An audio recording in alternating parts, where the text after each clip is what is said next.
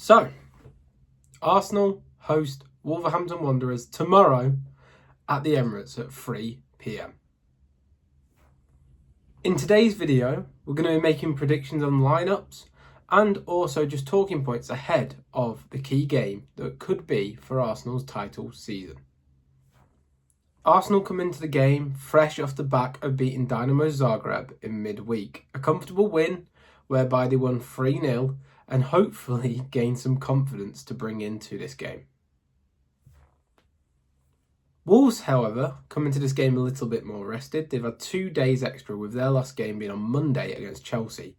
A game at Chelsea where Wolves came out as 3-1 losers.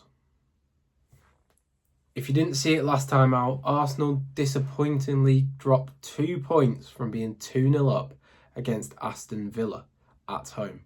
A game where I think if we had more numbers in attack, maybe more numbers on the bench, we probably would have been able to see it out. But it seemed like the players just were so tired that they couldn't get through the game and see out the result. 2 mistakes, arguably, from Thomas Partey led to us dropping those points that really should have been comfortable. But we have to move on quickly. We have to get the form back. We have to start winning games. And importantly, we need to beat Wolves tomorrow.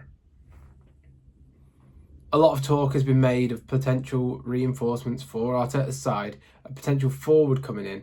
I don't believe that we will get a forward by the time that we play Wolves tomorrow.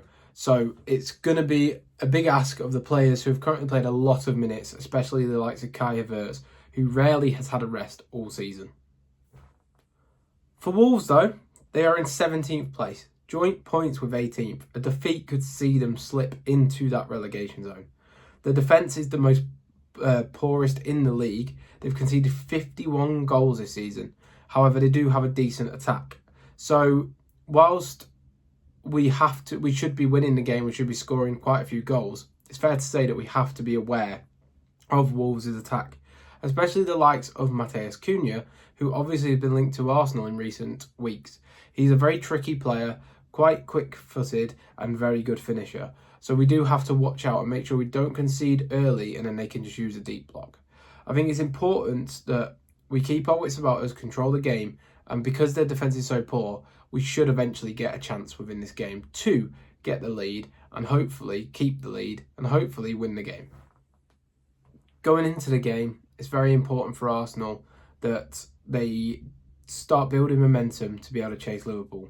A few slip-ups has meant that the points gap has remained at 9 points when realistically over the last sort of month or two, Arsenal could have closed the gap on Liverpool.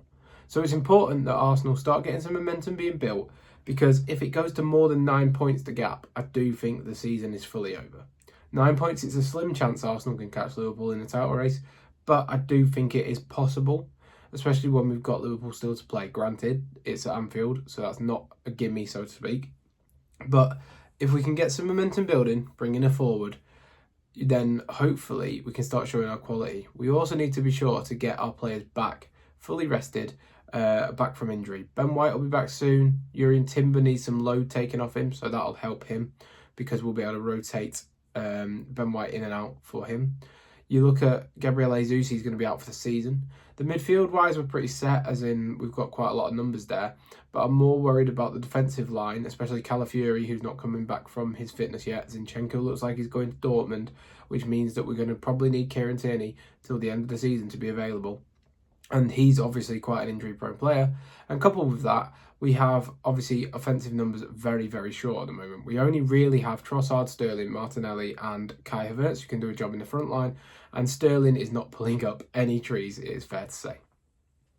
But looking at the options for who I believe will start this game, Jurrien Timber will definitely start, in my opinion. As much as his load has been too high at recent times, we don't have any other options at that right-hand-sided spot with Saliba out. We've seen that Kivior played right centre-back in midweek, but I really don't think that Arteta would like to do that against a Premier League opposition. So I think Timber and Saliba will probably play as the back centre-backs. Timber and Gabriel, because Saliba seemingly is out for this game. Then we'll probably play at right back Thomas Partey, and left back Miles Lewis-Skelly is seemingly back, so I can imagine he will come into the fold again. In the midfield, I believe we'll go with Declan Rice. maybe Mikel Merino, just for something a bit different, and Ødegaard. And then I think in the actual offensive end, I know Nwaneri is back, but I think he won't be rushed into starting this early on. So I think we'll probably go with Martinelli, Trossard and Kai Havertz as the front line. So that is the lineup that I believe will start.